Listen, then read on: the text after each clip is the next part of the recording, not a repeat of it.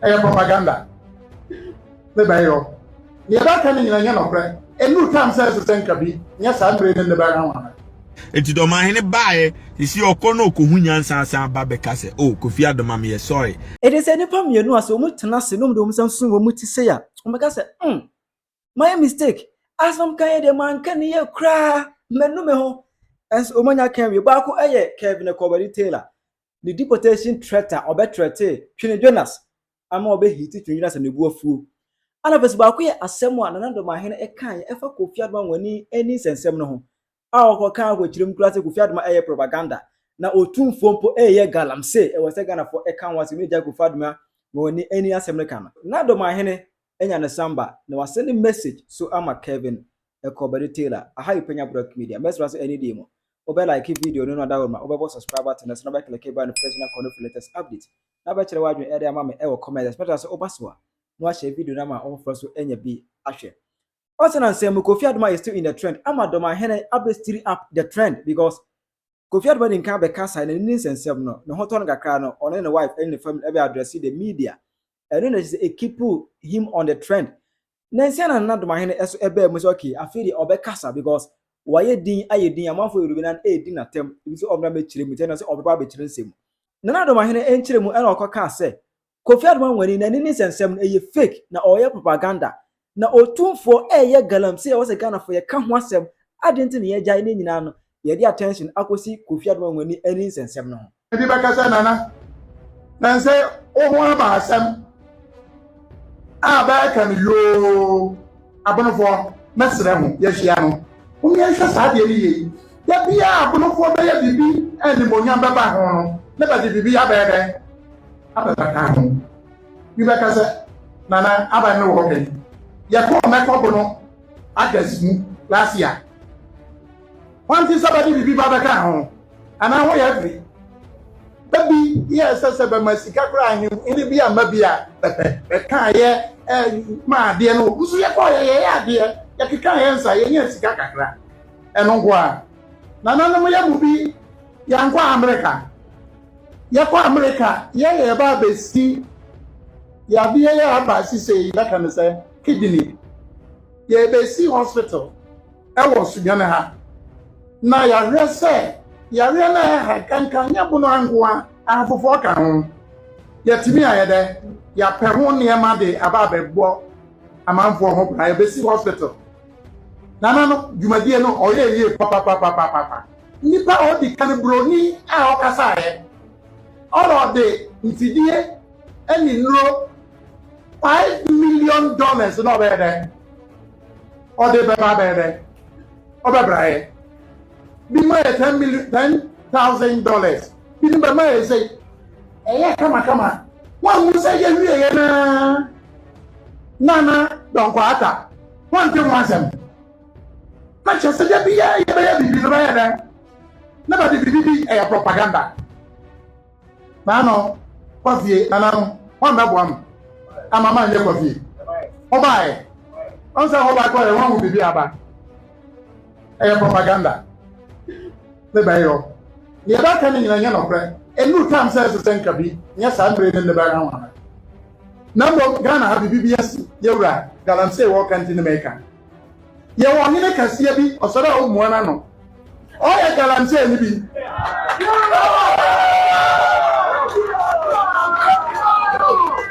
I'm saying, never said activity. I am a for no. One Ghana, needing a baby bar, before Betty, never yon and other come from. I can do a person. And I'm a pneumonia on the arm. Sasimia, none of my hand a kayan. I'm not really the Bontias, Nana, a seminar, a year program. And I invited Kofi Adomah when the end of Bassi, and you have to need it too. The battle was in the media. I would blame Echo for the 2 grams. Said, Nana, and we here. Oh, 2 grams. I was wire, and we here, and ya no once and I can a Kofi Adomah when he Nanini was and I can't want some. Shema say Dormaahene ntina eno video by oh na Dormaafo ne buafu akodi Dormaahene atem da bi en kwase asem no keka no obi ahya ase e won map no nya say ya dedicate for Asante Hene nkwan ne ta no ene ya dedicate for Dormaahene ne pe na asem o da bi why a program na wakura akoto Kofi Adomah tu enti yes but say every 2 weeks krano ma obi fre Kofi Adomah wani mi say etuo na ebo no akosi sen tire me choni yo akosi sen wantimi anya saade no adi 2 months ko 3 months oma betena wa complain say ya nte wonka nti wa betena ho no enkobo asante hini di kura o case nim woye galamsi a no ya another topic asante hini to galamsi a another topic for another day beka Kofi Adomah asem ni say Kofi Adomah me sorry say me ntimi enrich out na ebi kura wo number na me nyaaye ana say mre pam no mepe time na ma baba besra wo na ma behwe se de ohun sitie na emwa bia me de be ma obia no me de aboa wa na support bia metimi support ma support ana me ma ahoden nyame nsa wo yade embebo blame e wo ho at that moment because a very very sensitive case anye wa nko wa fasha ase anko obi a monituo enti Dormaahene betna Dormaahene betna ze on Twene Jonas asema me mfa ne ho warm up sa na tie wagimi a me ba be fire wo ya de pa me ba be praise you. I'm telling you the fact enti Dormaahene bae isi okono okohu nyansa asa ba be ka se oh Kofi Adomah me sorry de me kan no abufuo so enti the SABA no yemfa nche because one mama pe ma yase a me ma fasha ase a nkatu ankoto asante hene ene betena okeka sanse mu no na nka me ba be fire no the same warm up. There's no favoritism the one a 2 a 2 me I'm here for Ghanaians, me here for NDC and MPP. Dormaahene there Twene Jonas abe fire na pa na nka se mu no e no send a message to Kevin Taylor if an a traitor or bet threateners or me deporting us go and a wrong meat a mistake and I can be Taylor why you are bomusuo enti wo ya wadwen say me NDC ni Twene Jonas kan bi ma enti me kofa Dormaahene beto amane ma me on fire a wrong decision because o de ne ba me hit mo say Kevin Taylor enye official NDC member ena oye random person bi no be attack ya nka me respond because nke nkoni usumpo ba Ghana 4% me hit and Dormaahene nti e so mo promote ade no say Kevin Taylor about Twene Jonas attack o ti e fa news num ba bia madano mo frame e so strike your mo e so strike your mo e so ye bo bahado e so bahado wow enti the warm up is designated for all Ghanaians and until I make a chance that Dormaahene ni papa enti se mo anya Jimmy se mo ne beto amanem no ana ono so amfa ni Jimmy antiamo na so jamu ma mo di Jimmy de no beto amanem a me ne choice se me hit back because they say me chiremo NDC for say Penyini e the Penyini and onwane the almighty Twene Jonas and nothing can change that fast.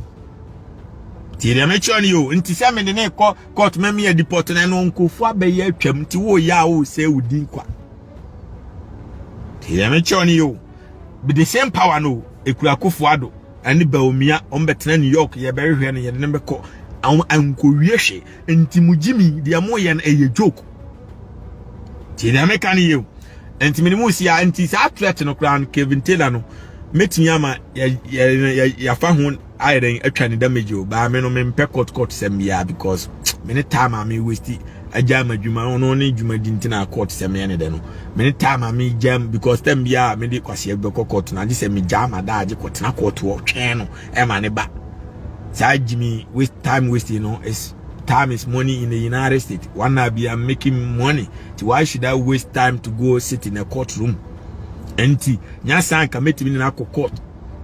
What I say, and all threat you be with immigration status for United States is against the law. But omunomunim illiteracy rate and kwasiake kan my file document my essay you are against the law. Everybody have privilege.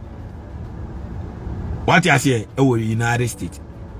No matter, regardless of your status, immigration status, nobody has right to threaten you. But you know, I don't care. Jimmy now 2 hours Jimmy na me found. Na me himself be strike that because warm up no what so our head be anti me zen called Jimmy ba be yeren. Abeka na fi me so matoa mane na fi ma timi aso mumu ye pa.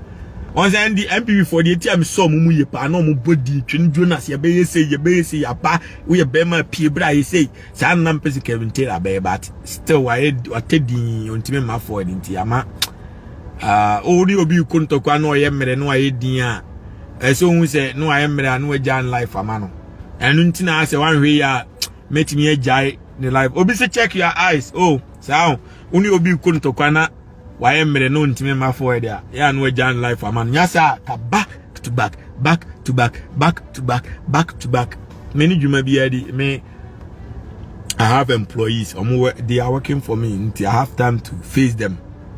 I have employees, they work for me. They me answer me I'm so checking no market kasa to make sure says supervisors in the year jumani keke. And I have management or manage workers and I have supervisors who report to me and I don't do nothing. Oh, and this only me be kwa and now Jimmy no. The more na mu Jimmy say na me scam because every video no me ba life ni na scam kwa. Enti munim se mu di mabura. Me ba life ni na scam kwa o. Say me dey mamu back to back say na scam kwa. Say say mu nyina mu be hwe di asma ma be ka. Na e ba say scam kwa na scan dos more. Say munim se mu di mabura na me nye scam more. Wow, enti me sra obviously you are delivery in you'll be in Ghana soon. Maybe for be away, you know, MPP time. Almost your or cast, almost your paper car, NDC for the MPP for the year, dear Moye, and now dear Moye, dear. There be anywhere, Moya, or MPP for Amayado. They came to do everything that you have done. And the best thing is a Monsaranda, Namuma, Muklama, and a patch or not, and one. I'm more pepper because since I already Jimmy bought threat no on time my forward bio. I know you crashing on my Virginia Kriana so me tafa o drive ko DC ebese ko Florida because me if you of Florida me ma rent a home sha yaye for timeshare ni say a home sha me only nkofo tim behind for some time period e bia we an bono more. Other state I wear code now they come to Florida for vacation. And to me drive call me for Atlanta, Georgia. No my driver for DC. Me do DC I'm a chile me of you Seattle. And I thought say on Christ can you take DC Metro. Sound Virginia because Ghana for some year and for much them baby and if you know. Much no the money Ghana for the Marco school. How much them we are way for as I give me need and tina we Ghana near now we sent ya fisua tana so Ghana ni twem na wo near tana ubininum nyasa utwem ko ya o mhia kwase ano ne wa ne bini kankan Ghana ni bia ni baby out to abrochira and try say wo ba bejimi bo be you ama wo be kire baby out. And untina Miss Adio meaning the rather from Ghana. Oh Kevin Taylor say oh but careful because meet me the one day who fear say obi anania bribia betime who fear. And tija Jimeno Ghana for him baby out. And he say oh but I made them me too for because it's yano. Over bought threaten one day pen on my baby out share oh Virginia. And two to me were DC me Washington in our boy. Osha Virginia, even though say it's not far from Washington there, because Virginia na Sasasina Washington is so. Auntie, yes, Jimmy, I be a man myself because on your mama and Casacra on your biao. Auntie didn't know na crowd dinner chia or Jimmy, oh, but threat I won't ye careful who limit. Say, your mama and Corano on your bia. One me met me the John Mama and NDC phone na strike your madama on position simple. And ti mena me a meno me hard sam. Asante for man the name me to me more than a microphone for micro. Well, when Asante for me am wiki or more. I may am wiki or Otumfuo wiki or munina now Kevin Taylor will start to attempt crown to me news rubia. Men I may buy na munina mo copy me but upon that you know men yelling and me threat you be our no yet the mainstream champions are. Obasa will be lose. Oh, because we had there say me be defeat you na Ghana for you know say my melo mo say me melo and this and before nti brana be patch on na fe case die o patch o wi a me ba Dormaahene ya de pa me bona baso Wow, so I'm a patch or the big see back to back. Then this is for the minutes away more so. Court, you didn't even go court. Your paperwork is getting ready. Why, boy? America, Ghana. Why? America, Mr. Kevin Taylor, Anas say Ghana and Kakini de Japo be say win because we scratch Anas. And so overdo I will lose you because I caught no who could do Anas better now also. Now what be me my 70 me my no judge nim say near the all can in no cre. Oh yeah yampa. Kini de Japan you Jimmy. Minim do ya kra o de nenam. Abroni na say muhu broni sumai. Broni nti say bibini. Onye bibini is different from broni. Broni believe in real life situation. Unbelievable superstitious fiction why entina oba America abrofo ni nyina Elon Musk no me yeska fo atale shom simple to semi dey bibini ahweni na accounts no gold chain and com asmade hye ne hwenim na asmade hye na sum tattoo didani tiri wa jimi ensa aboa eye bibini life no obeye mema sem omo sika wa America no simplicity to semi a crash o sika eguna council to abakot no meje mema sem na meye CMS there be ube lose case no oba ya o di anase kan nyina me kra me ya se ni nua na wo me sorry Ghana grown ye di no man ye fan serious ye Africa for ye nyina ye abusia and di anase kan se ma ye mfonso a mo fan cheme na apata bi wa me mpata no Emma metwe na me nkofa evidence anas kokun we anas ko yesi ana e wo be ma case na ma broni na wo se o ene amu nyina mo here to traford dia ene case na serious case dabi o ku obi na wo nyina ho nti nkoye saa ho broni nim jimi nti ho no aba no o me nua no na me say I say the door de me court first no wa ko join record label fufuro na record label no mo ye big company pa no de me court say videos are matching nyina say they don't claim say me didi ho and the or mu twa 5 million damage and the other me call court asma me catch judge ni say masa video me na me camera try me nua ni say they don't me boa no say o peke ani nyina ya didi enti me no video no kram ne to no ma monetize say menye scare film ti me man first ka bia o na at the same time no video no kra obedi matem ti me delete me de nyina go private don emro afi judge ne say the don yi video ni nche na say the don't me video na afi case die and the video no say onye say minim yansa na minim yansa ahead of the game na me video ni go private na judge ni hu ya